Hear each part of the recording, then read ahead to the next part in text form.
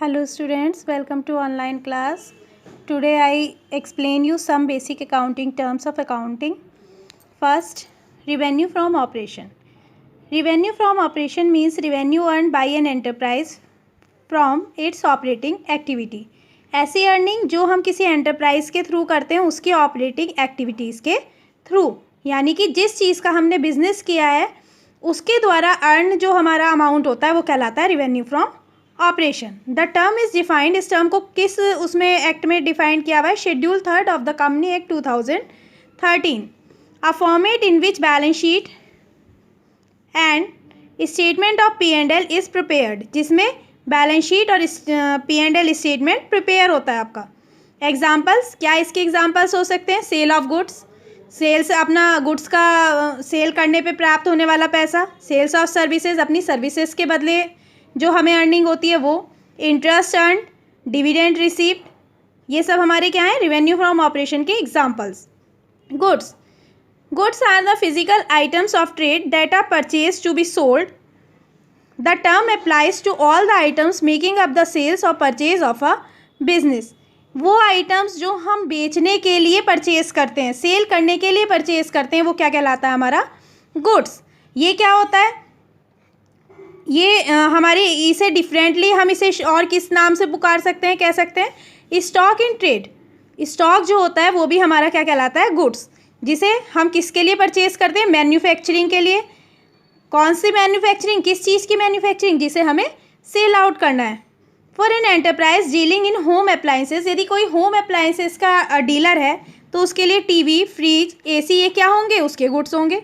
कोई स्टेशनर है तो उसके लिए जो स्टेशनरी है वो क्या होगी? गुड्स होगी. अब है हमारा स्टॉक और इन्वेंट्री. स्टॉक को हम और क्या बोल सकते हैं? इन्वेंट्री. तो stock is a tangible asset.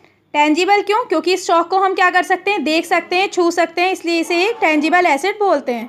Held by an enterprise for the purpose of sale in the ordinary course of business और for the purpose of using it in the production of goods mean for sale. Stock में भी ये 2 types का होता है, opening stock and closing stock. Opening stock is the stock in hand in the beginning of the accounting year, यानी साल के शुरुआत में जो हमारे पास स्टॉक है वो क्या कहलाता है? हमारा opening stock. In other words it is stock in hand at the end of the previous accounting year, यानी कि जो पिछले साल का बचा हुआ माल है वो इस साल के स्टार्टिंग में क्या होगा? हमारा ओपनिंग. पिछले साल के लिए वो क्लोजिंग होगा और इस साल के लिए ओपनिंग. इसी तरीके से closing. Closing stock is the stock in hand at the end of the current accounting period. Current accounting period के लिए साल के अंत में बचा हुआ माल क्या कहलाता है? हमारा क्लोजिंग स्टॉक. अब स्टॉक की भी डिवाइडेशन हमारी 3 टाइप्स की है. स्टॉक और इन्वेंट्री ऑफ गुड्स, स्टॉक और inventory of raw material and work in progress. तो देखिए क्या इसमें डिफरेंस है. गुड्स और inventory in case of a trading concern comprises stock of goods remaining unsold. वो माल जो बचा हुआ है, साल के अंत में बचा हुआ माल, बेचने से बचा हुआ माल क्या कहलाता है? हमारा स्टॉक और inventory of goods. In the case of manufacturing concern, यदि मैन्युफैक्चरिंग कंपनी है आपकी कोई, तो it comprises proceed goods manufactured for the purpose of sale, यानी बिल्कुल तैयार माल जो होता है, जो बेचने के लिए और बिका नहीं है, वो क्या कहलाता है? हमारा स्टॉक और inventory of goods. It is valued at cost. जब हम इसकी वैल्यूएशन करते हैं, इसकी ये हमारा कितना स्टॉक है, तो किस रेट पे करेंगे? जितने का हमारा ये माल, इसकी कॉस्ट पड़ी है हमारी, सेल्स वैल्यू नहीं, कॉस्ट वैल्यू. और net realisable value whichever is lower, यानी कॉस्ट वैल्यू और जो इसकी रिलाइजेबल वैल्यू. कभी कभी हमारे माल की कीमत कम हो जाती है, ठीक है, तो हम इसे किस वैल्यू पे वो करेंगे? वैल्यूड करेंगे जो इन दोनों में से कम हो, यानी जितने का माल, तैयार माल हमें पड़ा है वो, या जितने की उसकी मार्केट वैल्यू है. दोनों को हम पहले रियलाइज़ करेंगे, उसके बाद क्या करेंगे? उसमें से जो वैल्यू उसकी कम होगी उसे उस वैल्यूड पे हम उसे रिकॉर्ड करते हैं. नेक्स्ट है स्टॉक और इन्वेंट्री ऑफ रॉ मटेरियल.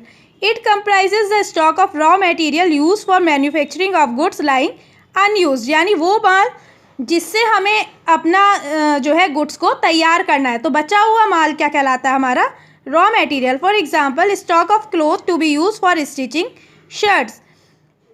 कपड़ा जो हमारा कपड़ा स्टॉक, किस चीज़ का? क्लोथ का स्टॉक, जो किस काम आता है? हमारा शर्ट्स बनाने के काम आता है.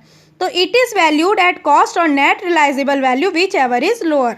तो यहाँ जो क्लोथ है हमारा, जो शर्ट के लिए कपड़ा यूज़ होता है, तो वो क्लोथ क्या कहलाएगा, रॉ मटेरियल, क्योंकि उसके द्वारा हमें क्या बनाई जाती हैं, शर्ट्स, और शर्ट बना के हम बेचते हैं। तो शर्ट्स जो है वो हमारी क्या आएंगी स्टॉक और इन्वेंट्री में, और जो क्लोथ है उसको बनाने के लिए जो क्लोथ है वो क्या आएगा हमारा रॉ मटेरियल, स्टॉक और inventory of raw material. Next है हमारा work in progress. It is a stock that is in the process of being finished, they are partly finished goods. ये क्या है हमारा, जो हमारा आधा तैयार बना हुआ माल पड़ा हुआ है, यानी work in progress. It is valued eight an aggregate of cost of raw material use, cost of labour, other production cost, power, fuel etcetera. इसके अंदर हमारी क्या क्या, इसे किस कॉस्ट पे वैल्यूड करते हैं, जो जो चीज़ इसमें लगी है उसकी कॉस्ट, माल की कॉस्ट, लेबर की कॉस्ट और other production cost, power, fuel, इसके अंदर वो सब चीज़ हमारी इंक्लूड होती है। यानी कि जो माल पूरी तरीके से कम्प्लीटली रेडी नहीं हुआ है वो कहलाता है वर्क इन प्रोग्रेस। स्टॉक और inventory shown in the balance sheet as a current asset. इसे कहाँ शो करते हैं बैलेंस शीट में, करंट एसेट में। It is valued on the basis of cost और net realisable value whichever is lower.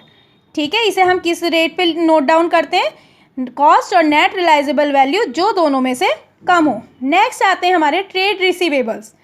Trade receivable, इसके जो है हमारे टू पार्ट्स होते हैं, डेप्टर्स और बिल्स रिसीवेबल। तो it is the amount receivable for sale of goods and और services rendered in the ordinary course of business.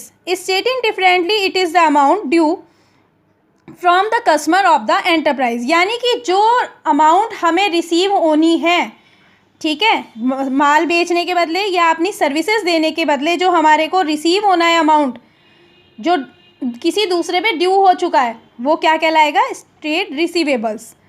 Trade receivables जो है मिला के दो चीज़ों का मैंने बताया था, टू टाइप्स के होते हैं, यानी इन दोनों का कॉम्बिनेशन मिला के क्या कहलाता है, ट्रेड रिसीवेबल्स। तो पहले है डेप्टर्स। तो debtor is a person or an entity who owes amount to the enterprise against credit sales of goods and और सर्विसेज रेंडर्स। डेप्टर्स वो पर्सन है या वो एंटिटी है जिसने हमसे कोई माल खरीदा है, ठीक है, कैसा, क्रेडिट पे, उधार पे उसने कोई माल हमसे खरीदा है और उसका अमाउंट उन्हें हमें देना है, वो क्या कहलाते हैं हमारे debtors.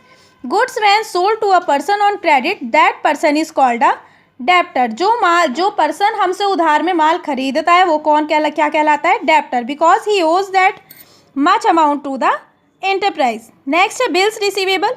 Bills receivable means a bill of exchange accepted by a debtor, the amount of which will be received on the specified date.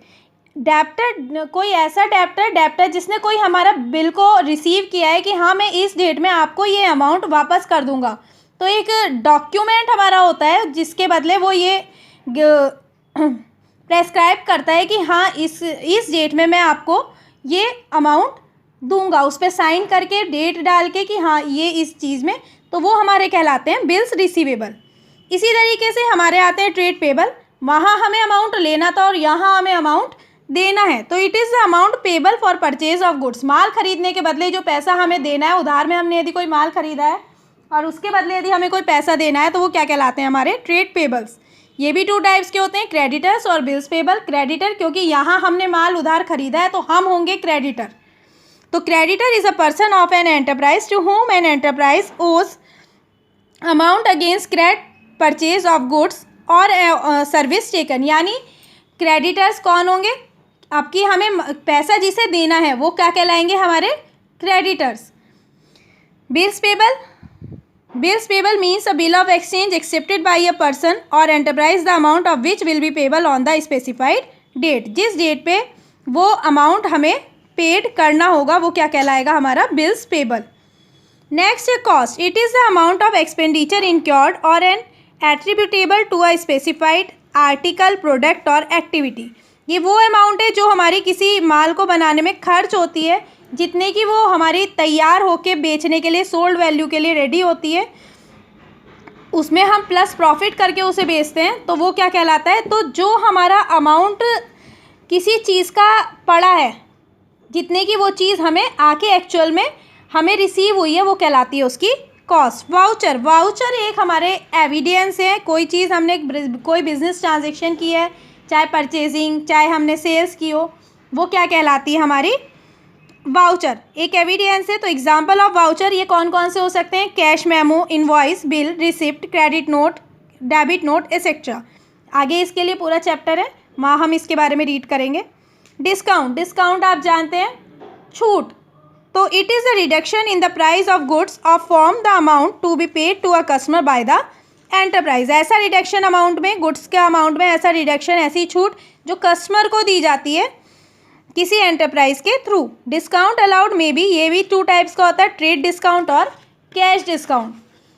Trade discount, अब क्या होता है हमारा trade discount? Trade discount is the reduction in price by the seller to the purchaser of goods when they buy goods of certain quantity of value. Sales are recorded at net value. Sales minus trade discount. Sales discount, trade discount हमारा क्या होता है, जो customer को हम देते हैं उसके माल खरीदते वक्त, वो क्या कहलाता है हमारा trade discount.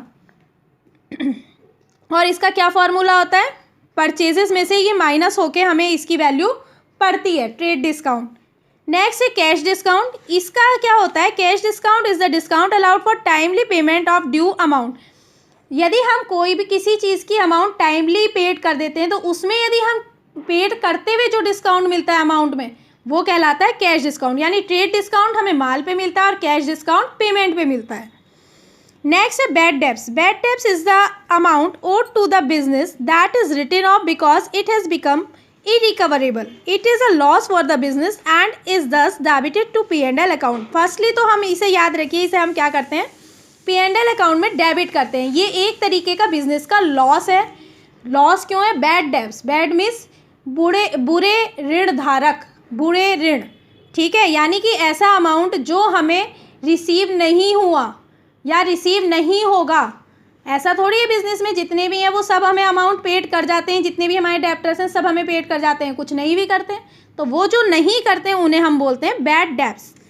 Balance sheet, it is a statement of the financial position of an individual or enterprise at a given date which exhibits its liabilities, assets, capital, reserves and other account balances at their respective book value. तो firstly हमें balance sheet से क्या पता चलता है, business की financial position.